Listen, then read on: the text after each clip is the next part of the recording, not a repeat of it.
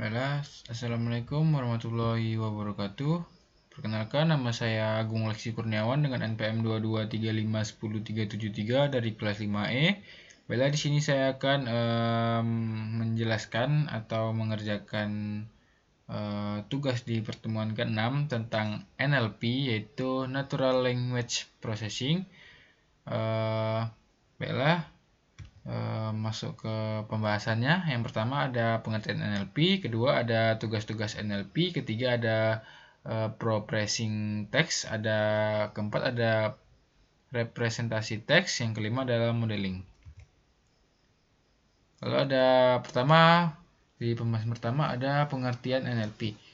Pemrosesan bahasa alami atau NLP adalah cabang kecerdasan buatan yang memungkinkan komputer untuk memahami, menginterpretasikan, dan memanipulasi bahasa manusia.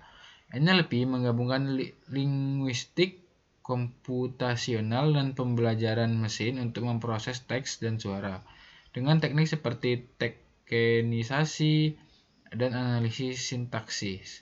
Contoh aplikasinya ada chatbot untuk interaksi otomatis, lalu ada penerjemahan mesin seperti Google Translate, lalu ada analisis sentimen untuk memahami opini pelanggan, lalu ada secara keseluruhan NLP membantu meningkatkan komunikasi antar manusia dan teknologi.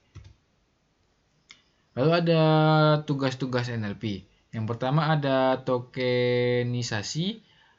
Itu adalah memecah teks menjadi unit-unit yang lebih kecil seperti kata atau kalimat untuk analisis lebih lanjut.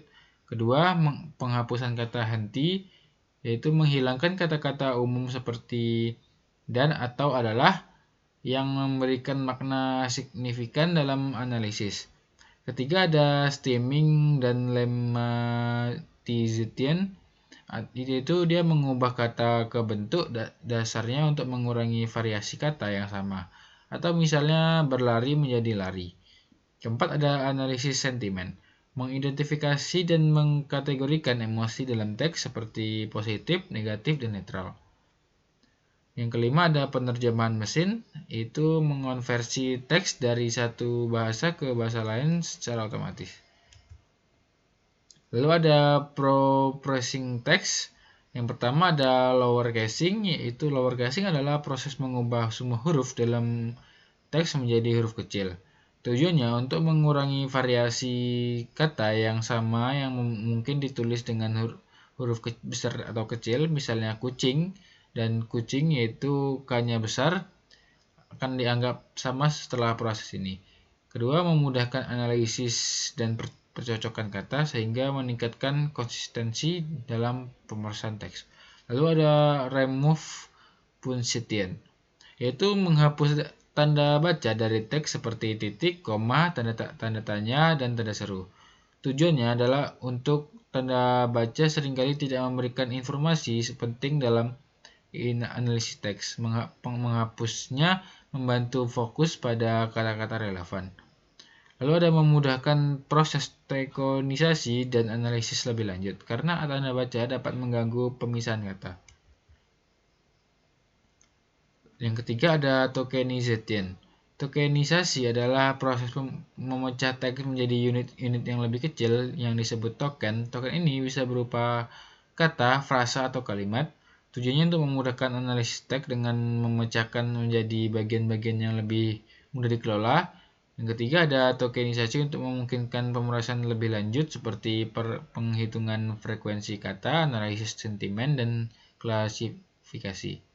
Keempat ada remove stop words, menghapuskan kata-kata umum yang tidak memberikan makna signifikan dalam konteks analisis seperti dan, atau adalah, di, dan ke.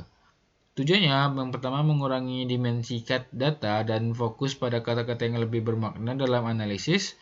Kedua, meningkatkan efisien pemrosesan dan akurasi model karena kata-kata yang dihapus biasanya tidak berkontribusi pada pemahaman makna teks. Kelima ada stemming. Stemming adalah proses mengubah kata ke bentuk dasarnya dengan menghapuskan akhiran atau prefix, misalnya kata berlari dan pelari dapat direduksi menjadi lari. Tujuannya untuk mengurangi variasi kata yang sama sehingga analisis dapat dilakukan pada bentuk dasar yang sama. Membantu dalam pengelompokan kata-kata yang memiliki makna serupa, sehingga meningkatkan akurasi dalam analisis dan klasifikasi. Selanjutnya ada representasi teks. Yang pertama ada bag of words atau BOW, mewakili teks sebagai kumpulan data tanpa pertimbangan urutan. Setiap kata menjadi fitur dan frekuensi kemunculan dihitung.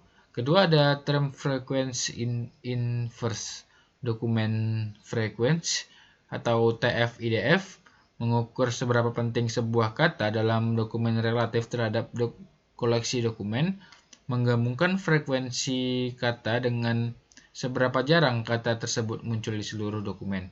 Ketiga ada word embeddings, representasi kata dalam bentuk vektor berdimensi rendah yang mempertahankan makna semantik, contohnya word to fetch atau glove. Lalu ada modeling. Pertama ada regresi logistik, algoritma klasifikasi yang digunakan untuk memprediksi probabilitas dari dua kelas sering digunakan dalam analisis sentimen. Naive Bayes atau algoritma klasifikasi berbasis probabilitas yang mengasumsikan independensi antar fitur efektif untuk klasifikasi teks. Ketiga ada jaringan saraf tiruan atau neural networks (NN), model yang meniru cara kerja otak manusia yang digunakan dalam berbagai aplikasi NLP, termasuk klasifikasi dan penerjemahan. Baiklah, kesimpulannya, NLP adalah bidang yang penting dalam kecerdasan buatan yang memungkinkan interaksi yang lebih baik antar manusia dan mesin. Dengan berbagai tugas teknik processing, metode representasi teks, dan algoritma modeling, NLP terus berkembang dan memberikan dampak signifikan dalam berbagai aplikasi. Baiklah, mungkin cukup sekian presentasi di PPT saya tentang Natural Language Processing. Saya tutup. Wassalamualaikum warahmatullahi wabarakatuh.